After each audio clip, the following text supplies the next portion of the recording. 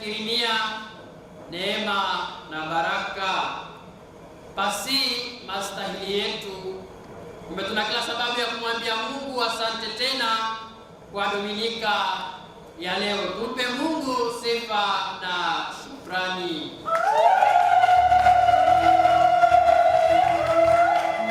Tunampa sifa na shukrani kwa sababu ametuumba, ametupenda na ametukomboa. Ni neema tu, sio kwa maweza yetu sisi.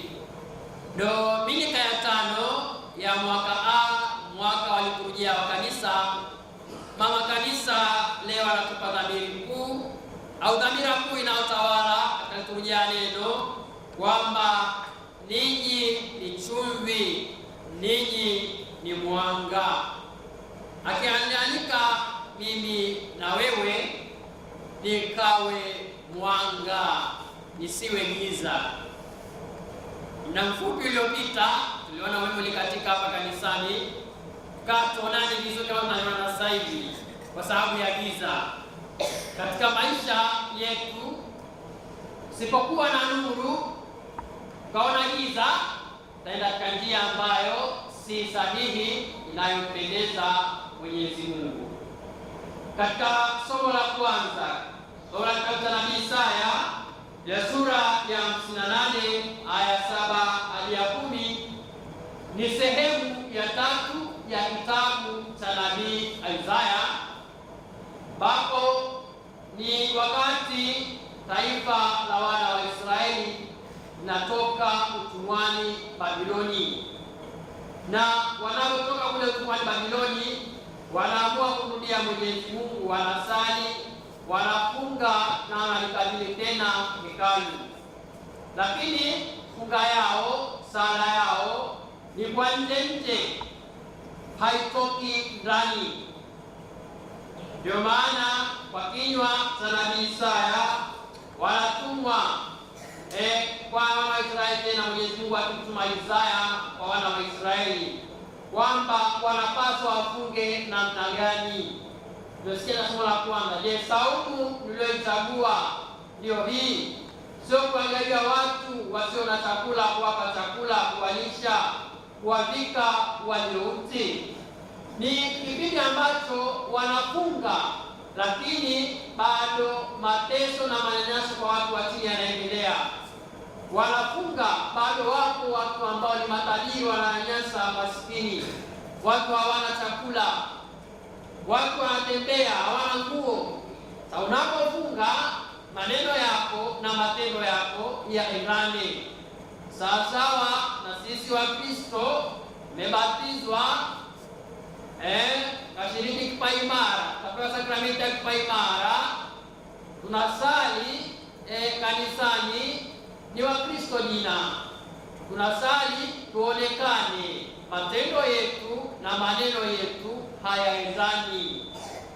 Kwa kama ninasali alafu nashiba kumhurumia mwenye shida, nasali namuona jirani yangu ana mateso simwokoi, au mimi nakuwa ni chanzo cha mateso, bado sijaingia kwenye nuru, bado sijawa chumvi.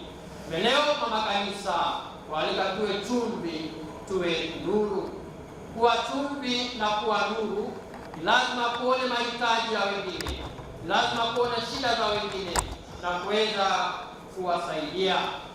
Katika somo hili la kwanza, kisoma aya zilizotangulia, taifa la Israeli sura ya 58 aya 3, na Mwenyezi Mungu tumefunga lakini tusikii, tunasali lakini ujibu maombi yetu, kwa sababu funga yao si ya kupendeza Mwenyezi Mungu.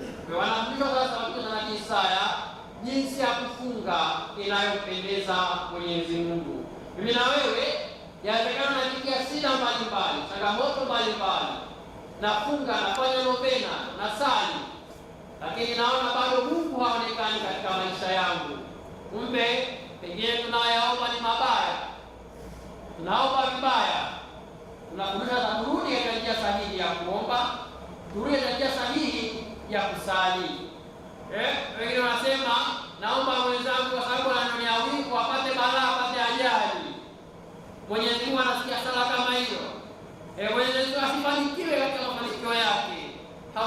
kuisikia. Tunaomba mabaya, afu hii tunaomba ni wabaya.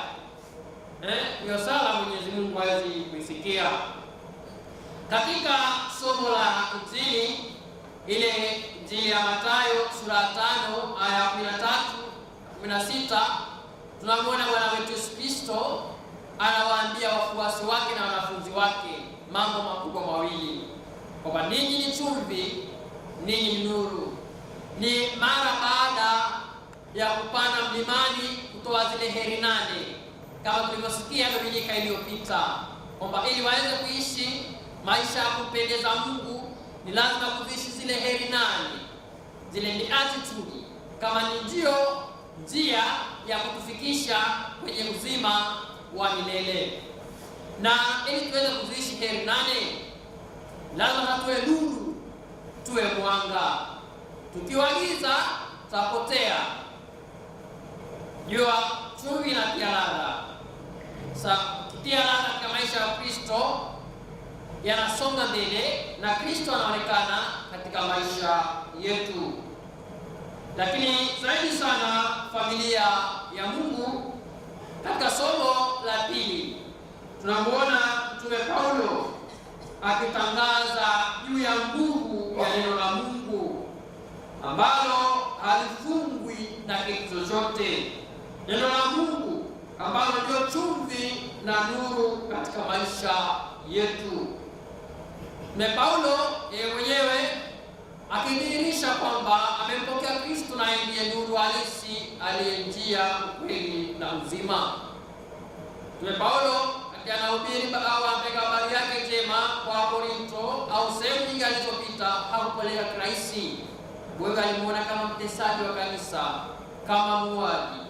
Lakini huyu baada ya kukutana na Yesu anambadilisha maisha yake, anakuwa ni mtume wa mataifa akitangaza habari njema. Unapokutana na Yesu haubaki kama ulivyo, anayabadilisha maisha yako. Unapokutana na Yesu anakupa nuru halisi ya maisha, nawe unaenda kuangaza. Mtume Paulo atukumbusha na sisi leo tukawe nuru halisi, yani kuishi neno la Mungu ambaye ndiye nuru. Kama Injili ya Yohane, nuru ilikuja ulimwenguni, lakini watu wakapenda giza kuliko nuru. Tunaalikwa sasa tuyavue matendo ya giza na tuyavae matendo ya mwanga. Tukikumbuka ubatizo wetu, tulikabidhiwa mshumaa, pokea mwanga wa Kristo.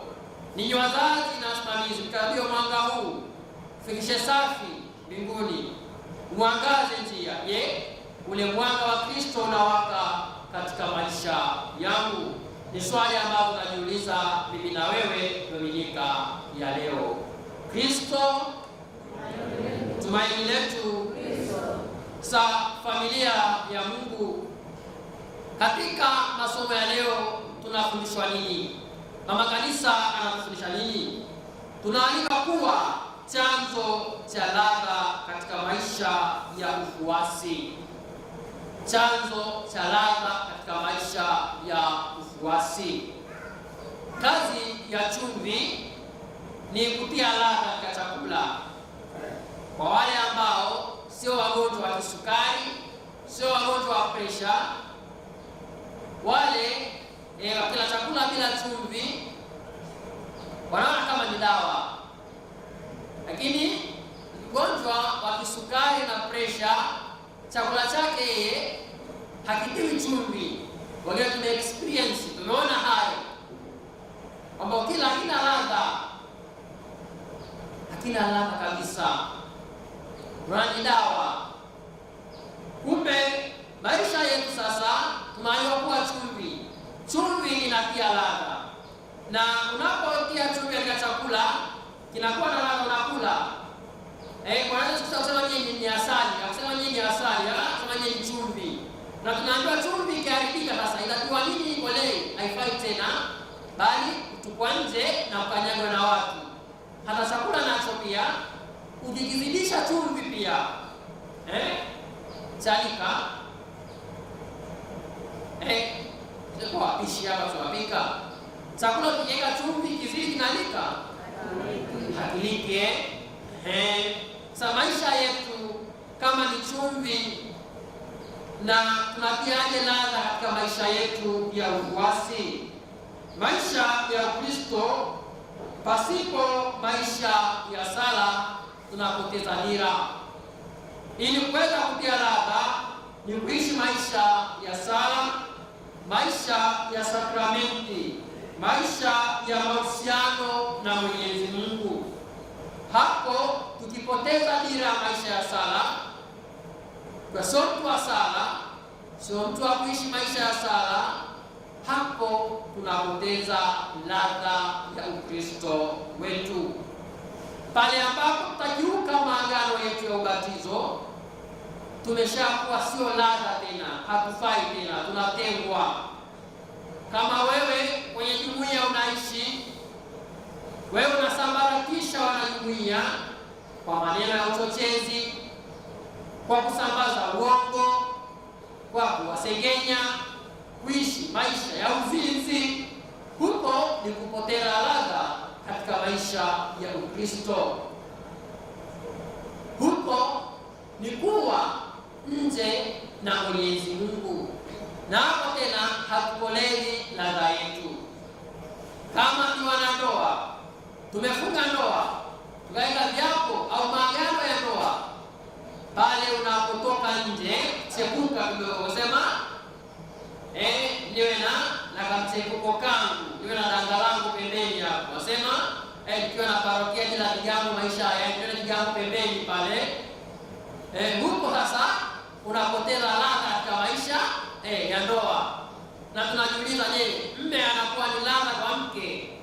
Mke anakuwa ni ladha kwa mme? Watoto wanakuwa ni ladha kwa familia? Wazazi tunakuwa ni ladha kwa watoto wetu? Au sisi ndio tunaozima ndoto za watoto, ndio tunaozima ndoto za maendeleo ya wengine? Huko ni kupoteza ladha.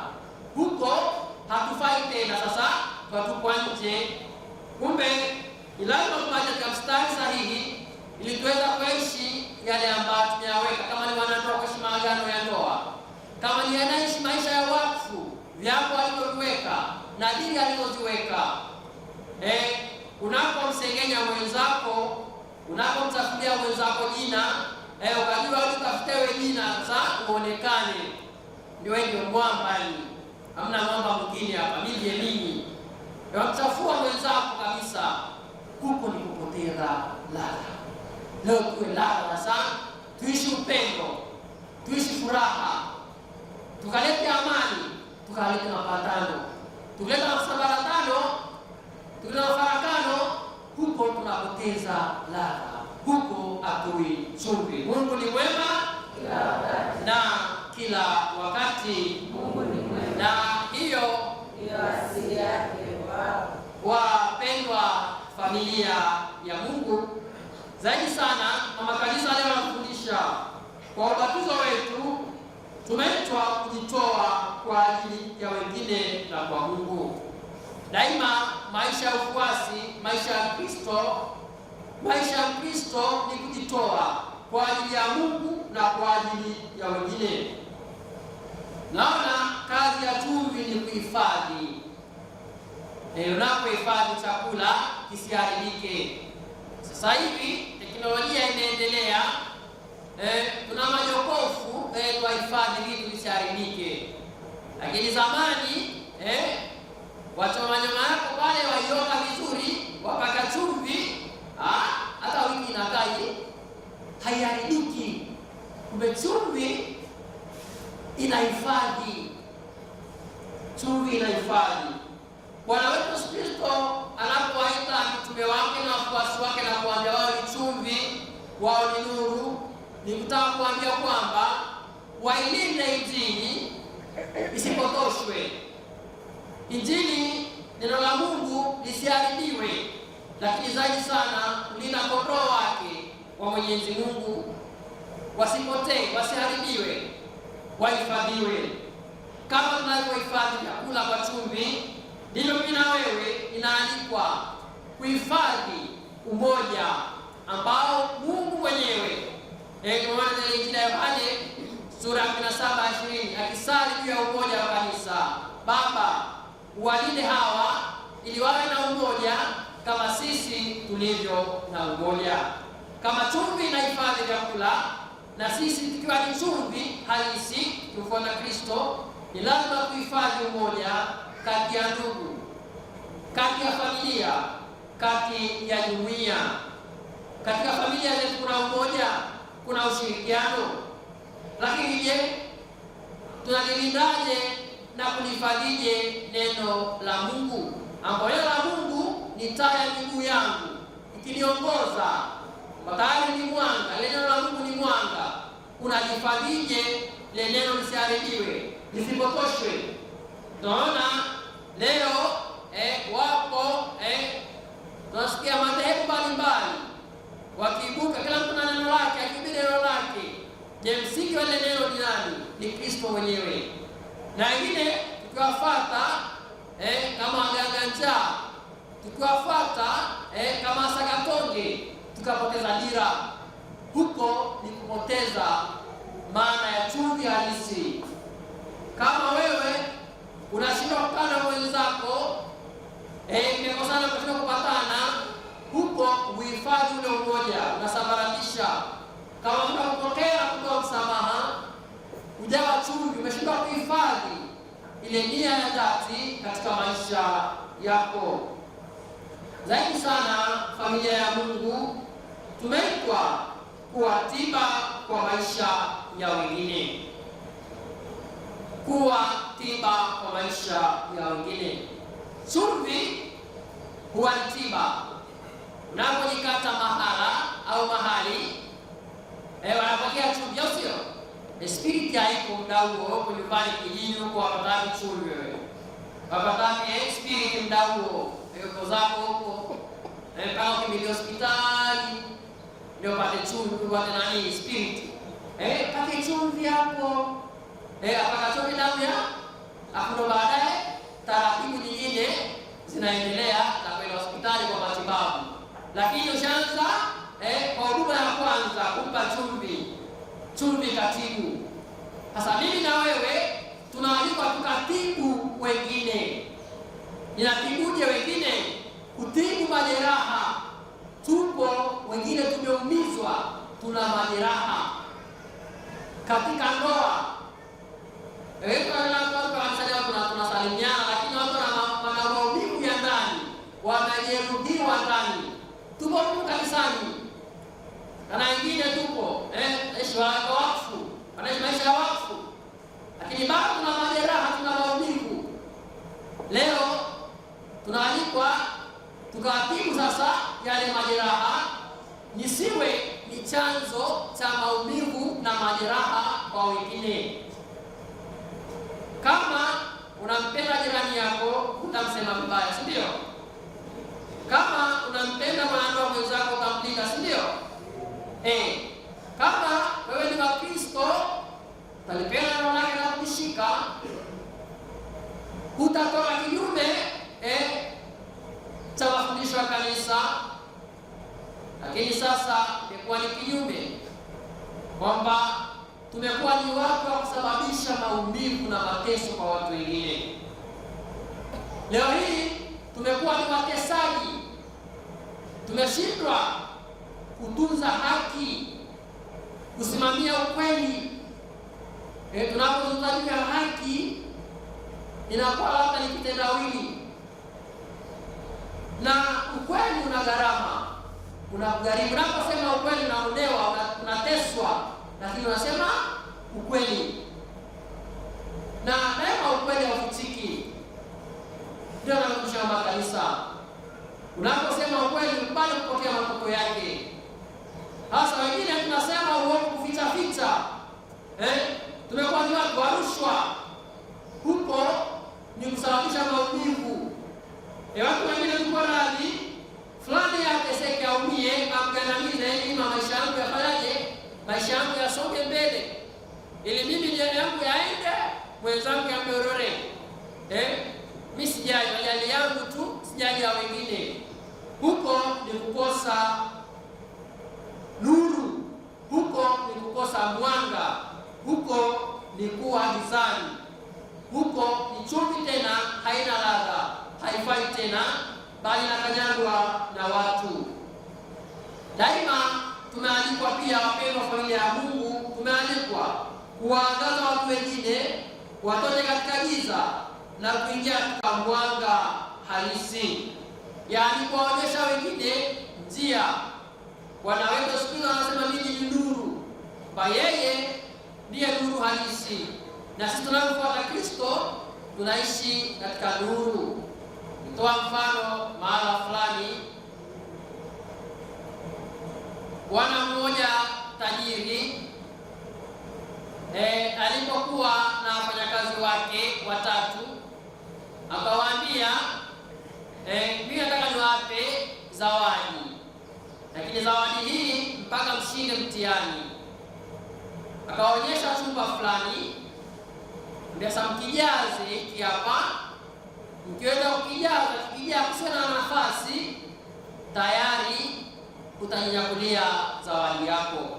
Kwa kwanza akachukua nyasi nyingi, zile nyasi kisinyaza fanyaje, nyasi na sisinya, akaja akanyaga, kuna nafasi yake, akaja mwingine akaga magogo kale.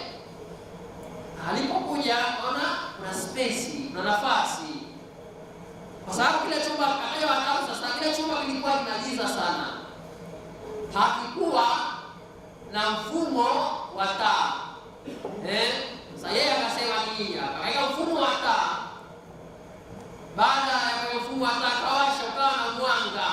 Kwa mwanga kaujaza ile nyumba, kile chumba, hakuwa tena na giza. Alipokuja tajiri akaona, akasema kweli hakuna nafasi ya giza. Anafundisha nini? Maisha yetu ni maisha ya mwanga. Maisha ya giza Kristo hana nafasi. Ndio maana tunakabidhiwa mwanga wakati wa ubatizo. Pokeeni mwanga wa Kristo, msaidie kutembea mtoto huyu kama watoto wa nuru, ili aweze kufika mbinguni. Kumbe nikitembea katika mwanga wa imani, katika mwanga wa neno la Mungu, katika mafundisho ya kanisa, nitafika katika uzima wa milele. Pale ambapo nitageuka na kuwa gizani, hatutaweza kufikia uzima wa milele. Katika jamii yetu tu, mimi napo katika usiku tukonje umerudi umeme, unashangilia mwanga. Sababu tunatembea gizani, utajikwaa, utaanguka. Maisha yetu ya Ukristo, ukiwa unatembea gizani utajikwaa, kwa sababu kama uishi amri za Mungu, kama uishi amri ya mapendo kwa Mungu na jirani, kama wewe sio mtu wa msamaha, kama wewe sio mtu wa kujali, kama wewe sio mtu wa kuona mahitaji ya wengine, huko upo gizani. Nabii sana anawaambia, ili funga yenu kuomba kwenu usikiliwe, tusaidie tuwe ni watu wa matendo mema, kuwavika walio uchi, kuwanywesha wenye kiu, kuwalisha wenye njaa. Ni mara ngapi tunakuwa mwanga na nuru kuona mahitaji ya wengine wenye shida? Hata katika familia zetu tu, siende mbali, hata hapa kanisani tu kuna watu wana shida, tunaona tunahitaji hayo. Tunafundisha juu ya matendo ya huruma. Tuna matendo 7 ya huruma ya kimwili na kiroho.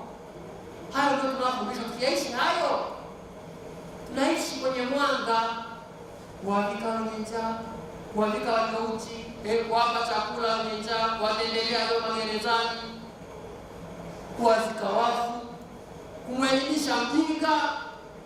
Hayo tukiyafanya, tunatoka katika giza, tunakuwa katika nuru, tunaondoa wale ambao wako gizani.